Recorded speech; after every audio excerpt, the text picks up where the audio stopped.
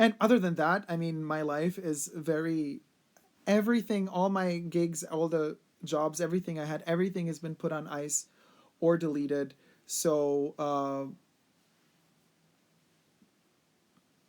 that's it, basically. I think we're all in the same boat. I think we're all going a little bit hysterical, like, oh my God, how is this going to work? We won't be able to pay rent. We won't be able to travel anymore, to do anything anymore, blah, blah, blah. But the whole world is going through the same shit.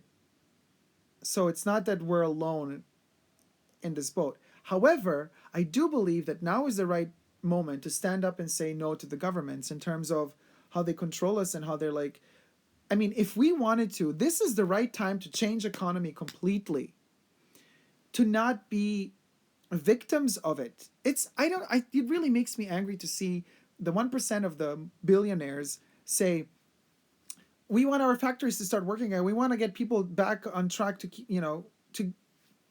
to profit from them, to earn even more money off of these people. Well, now is the time for the people to say, no, F off, do your own shit. Because we're giving money power. If everybody just together stopped and just said, we're not giving money, money's just a piece of paper, it would all stop. It would all go away. And yet we're kind of this hive behavior, social structure where one follows the other, and we just don't break out of a pattern because we don't see anybody else breaking out of a pattern. Like somebody has to initiate and then the rest will follow. It's just that the people that are really in higher positions, they just kind of kill you if you're the one who's trying to change the world for a better, into something better. But it has come to a point where, yeah, I get America is like totally against socialism of any kind and communism of any kind. But guess what, America? Capitalism is also failing epically because it's coming to a point like in a pyramid scheme where there's going to be one person on the top with all the money and everybody else underneath is going to be poor and enslaved. Until people wake the fuck up one day and realize, no, this is not, we don't want this. And people do have the power because the mass of people actually is much bigger than the 1% that controls everybody. It's just that you give them power. You willingly give them the power. We all willingly give them the power. That's terrible. And we can't take that power away from them. And instead, here we are thinking about how we're going to pay our frickin' rent and how we're going to go back to work again as soon as this is over. You know what I mean?